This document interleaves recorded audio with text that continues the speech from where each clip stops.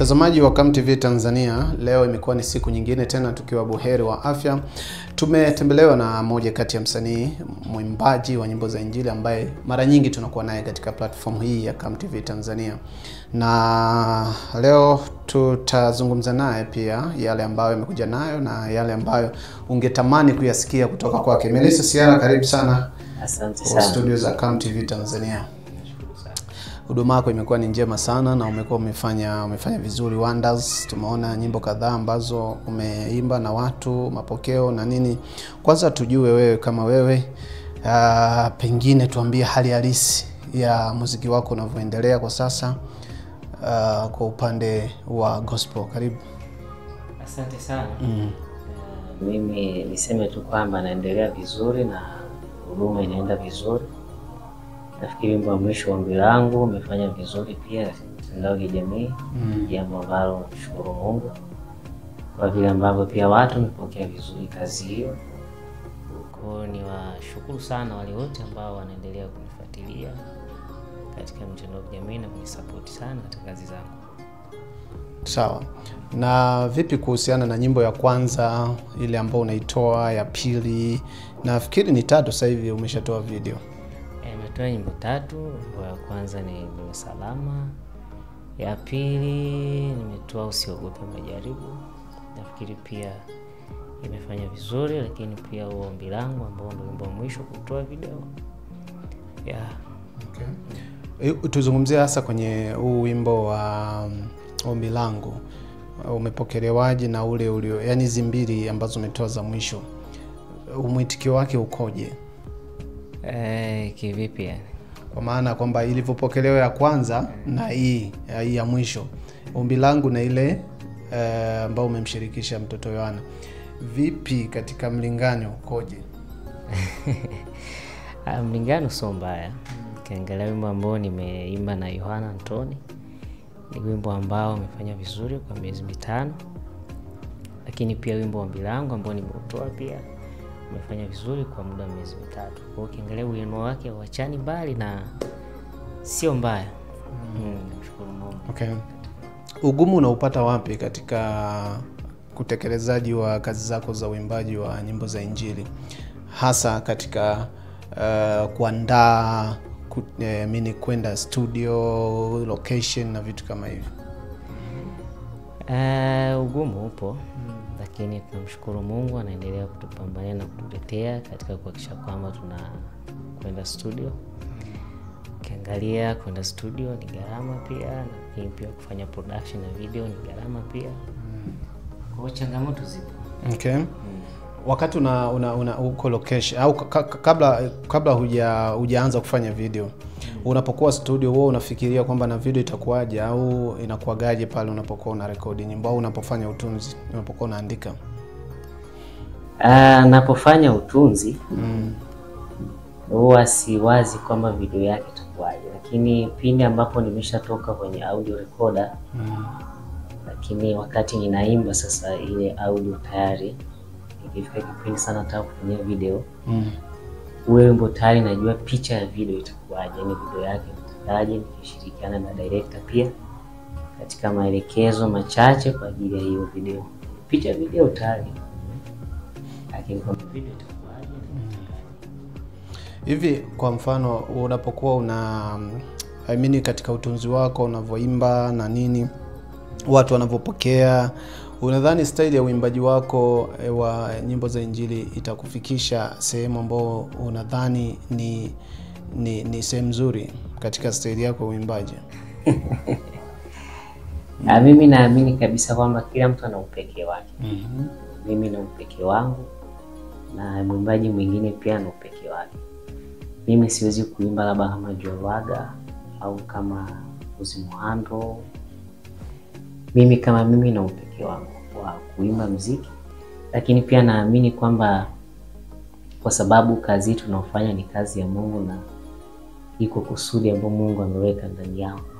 Kwa hiyo ninapoimba naimba ile unique ambayo Mungu amenipa katika uhalisia utunzi wangu. Tunaona nyimbo zako nyingi unatunga hasa uimbaji wako tunaona unajikita zaidi sana katika inspiration, yani hali fulani hivi ya kumotivate watu. Pengine hii unaona ni staili nzuri kulingana na wakati uliopo au kuna namna nyingine ambayo unaweza kubadilika? Mimi ninaamini kwamba ni wakati mzuri, kwa sababu unapotunga wimbo ni ujumbe ambao Mungu mwenyewe anakuletea kwamba uimbeje leo. Kwa mfano mara nyingi naweza nilala usiku nikawa katika naimba wimbo. Kwa hiyo ninapoamka asubuhi najaribu kukumbuka nilikuwa naimbaje ule wimbo. Kwa wimbo unaletewa na Roho Mtakatifu mwenyewe.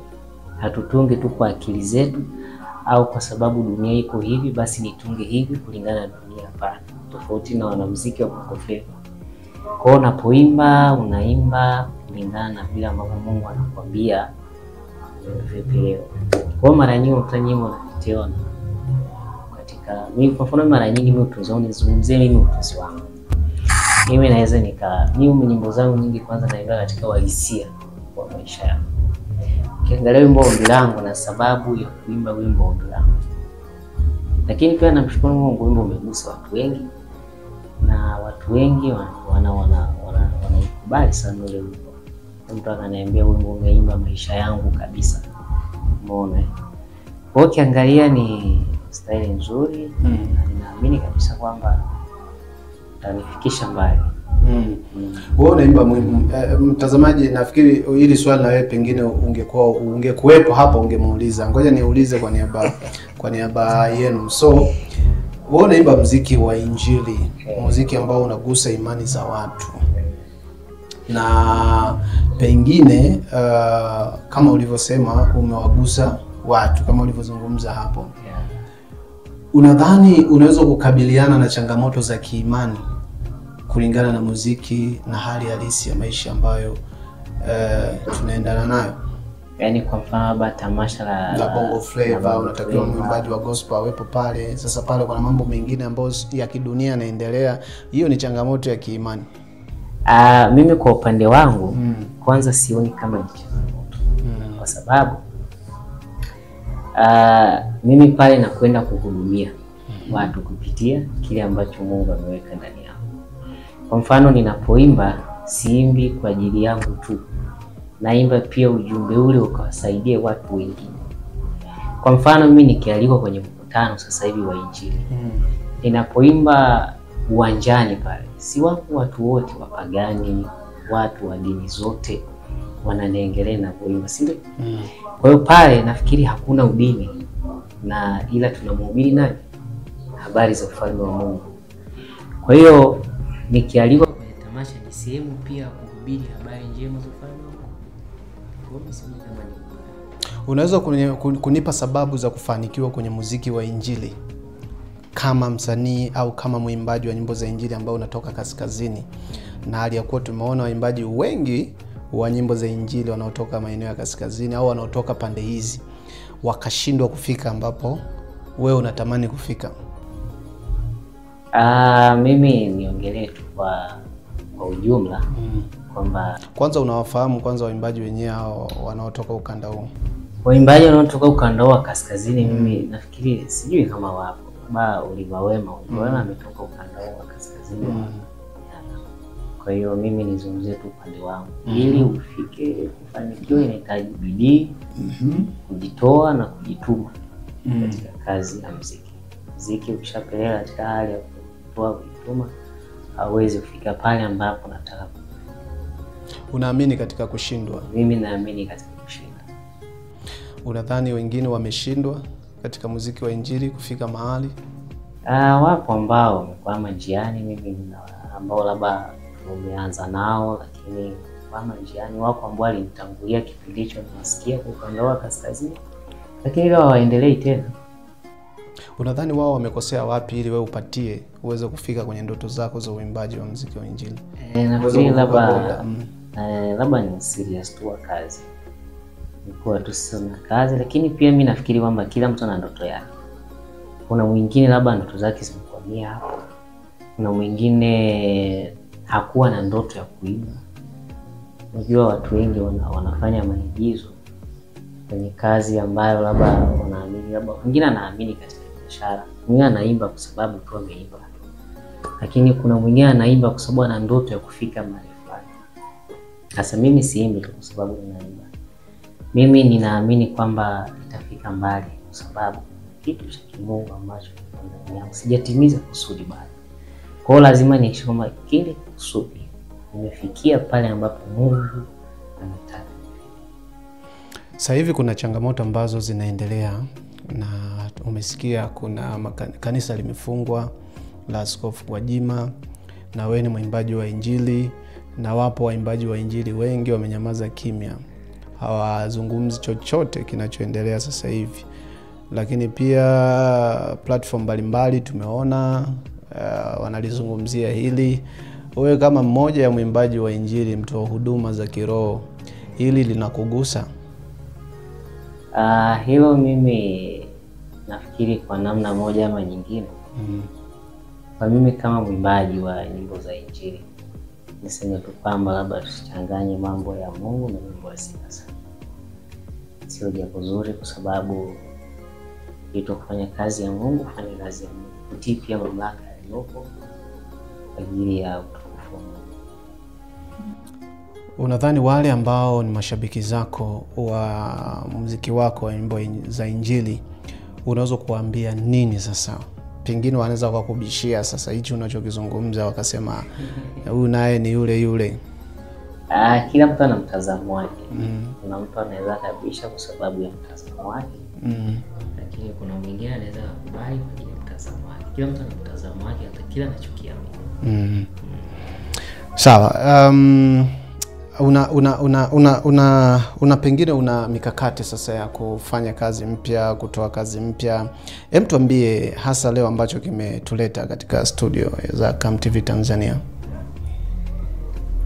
Niko kwenye project ya kufanya wimbo wa Nipe. Nafikiri wengi wamesha posti audio yake na iko hewani. Wimbo ambao utaona miezi miwili pale YouTube. Tuko kwenye harakati ya kufanya wimbo wa Nipe mzuri. Kama bado hujasikiliza, lakini mwambie tu shabiki zangu wasikilize wimbo. Video yake siku za karibuni itakuwa hewani. Kwamba sasa waambie watazamaji kwamba wategemee kwamba siku moja utakuja kufanya muziki tofauti kidogo. Labda tu mimi nimwambie msikilizaji na shabiki wangu kwamba mindset yake isijiwekeze kwamba kuna muziki wa labda, yani kuna mapigo ya ala za dunia au kuna mapigo ya ala za gospel. Yani yaje tu kwamba ujumbe gani unafikishwa kwa wakati huo. Sababu hakuna ala zilizoka rasmi kwa sababu ya gospel au kwa sababu ya bongo flava. Umeona? Ujiona Rayvanny amefanya labda cover ya wimbo wa Zabron Singers. Wimbo unasema wimbo gani unafanya cover ya Zabron Singers? Sio ni sweet sweet, kitu kama hicho. Kwa hiyo hakuna rasmi au special kwa ajili ya hii. Kuna wimbo wangu fulani wa mama nilitoa, sema tu bado sijapost. Ila kuna siku niliimba mahali wewe wimbo ile clip ya live show ile nikapost kwenye status. Mtu mmoja akaniambia huu wimbo ubadilishe style, so uimbaji wa Injili. Bado yuko kwenye mindset. Bado kwenye mindset ya nini? Ya kwamba kuna hivi na hivi. Yaani watu kuna namna fulani wamesetiwa. Yaani kuna namna mtu yani mindset yake imekaa katika hali ya kuamini kwamba muziki sio hii sio. Lakini mimi naamini kwamba muziki ni kwa mna kazi ya kuwafundisha ala za muziki. Yaani watu wana kazi ya kuelewa kwamba hakuna ala ya muziki wala ala ya muziki wa taarabu au ala wa muziki wa nini? Wa gospel. Issue ni ujumbe. Mimi naweza nikatoa wimbo ambao unamtukuza Mungu, lakini ukiangalia nimegongwa labda biti ya taarabu, kama ndio ya taarabu. Na ukapokelewa tu vizuri. Watu wameenjoy. Nimeona comment nyingi sana na nini hiyo yazita challenge. TikTok wapi, nimeona comment sana watu wa Kenya wanakusupport sana. Na sijui unawaambiaje? Watu wa Kenya mimi niwashukuru sana kwa support yao. Kuna interviews kama nimewahi kufanya pia niwashukuru watu wa Kenya kwa sababu hata ukiangalia wanao support sana ni watu wa Kenya. Tanzania ni wachache sana wanaofanya. Yaani ukiangalia kwenye YouTube pale watu wengi ni Kenya. Kwa hiyo niwashukuru sana watu wa Kenya ambao wanazidi kunisupport na kufuatilia kazi yangu pale YouTube. Niseme tu Mungu awabariki sana. Siache kuendelea kunisupport. Kuna watu wanasema Melissa kaka mzuri, anaimba vizuri. Nini? Sasa siacha nioe tu. Hizi huwa unazipata mtumishi? Zipo unaziona? Hizo zipo. Shako unafanya kazi fulani ya kipaji huwezi kukwepa hizo. Zipo watu wanao hapo. Lakini pia ni watu ambao wanatusupport kwa sababu kwa kumalizia tu labda kama una la kumalizia basi tuambie. Mimi niwakaribishe katika ujio wa video yangu mpya. Ingia pale YouTube Melissa Siara, usiache kunisupport kwa subscribe channel yangu, comment, lakini pia na kushare pamoja na marafiki zako, na Mungu akubariki sana. Sasa hivi unategemea kufanya collab na msanii mwingine au? Lazima nifanye collab. Kila mwisho wa mwaka ni taratibu wangu. Kwa watu tunategemea collab mwisho wa mwaka. Baada ya nipe nguvu nitashoot ngoma nyingine, baada hapo nafanya collab. Wewe kazi zako unajisimamia mwenyewe au kuna management au kuna namna fulani ambayo unaifanya ili kuhakikisha kwamba kazi yako inasonga mbele? Mimi nafanya kazi na kampuni ya Kamedia Production ambayo ndio inanisimamia, inafanya production zangu. Ukiona video nzuri weka kabisa kwamba ni Cam Production Tanzania au Cam TV, follow kwenye mitandao ya kijamii utakuta kazi zao. Na kuna yule jamaa anajitahidi sana. Ni nini ile studio audio? Love Wins Studio. Love Wins Studio. Hebu tumzungumzie yule mama, anajitahidi sana. Love Wins Studio yuko pale Moshi Kilimanjaro. Producer audio production ambaye anafanya vizuri kabisa. Kuna nyimbo zangu zimepigwa vizuri, basi ujue ni Love Wins Studio yuko pale Moshi. Ndio anayeproduce audio zangu. Kwa nimshukuru sana, pia ananisupport sana, siwezi kuacha kumshukuru kwa sababu anajituma katika kuhakikisha kwamba kazi nzuri. Kusubscribe, kulike, kucomment na kushare itakuwa ni jambo la maana sana kwa wewe mtazamaji wetu. Ingia kwenye platform ya Melissa Siara, ingia YouTube andika Melissa Siara, Melissa Siara. Subscribe, like, share pamoja na comment. Lakini usiache hapo chini kuna alama nyekundu, subscribe, like, share pamoja na comment. Kuna TikTok, naona kwenye mtandao wako wanani sana wa Facebook uko vizuri sana. Facebook pia jamani yupo kwenye Facebook, follow them. Lakini pia kwenye TikTok hivyo hivyo. Kwa hiyo itakuwa umefanya jambo la maana sana. Facebook ni follow Melissa Ministry. Kuna Melissa Ministry, tuseme zote. Melissa Ben Siara. Lakini pia ni follow pale Facebook, utakuwa na page yangu ya Melissa Siara pale. Lakini tuna page ya Siara Family pale Facebook, utakuta search to follow pale. TikTok Melissa Siara utanipata, pia hata Instagram utatupata. Kuna wale ambao walikuposti sana zile platforms zile wanaitwaje wale? Kuna Gospel World nchini Kenya ambao pia imesupport sana kazi yangu. Lakini kuna Bella TV ambao pia imesupport kazi yangu. Tuna Art Media wako pale Iringa, page yao kubwa pia imesupport sana kazi yetu. Lakini kuna page ya habari na matukio. Lakini pia tuna page ya Jerusalem Church support sana kazi. Kwa hiyo Mungu awabariki sana page hizo zote ambazo nimezitaja. Wanapotoa kazi wanasupport sana. Sisi hatuna la ziada zaidi ya kuambia Melissa anatoa kazi nyingine mpya. Tusubiri, tuione, tusikilize ujumbe ambao kimsingi utasuuza nyoyo zetu na utatupa elimu kubwa sana. Mimi naitwa Mr. Cam TZ.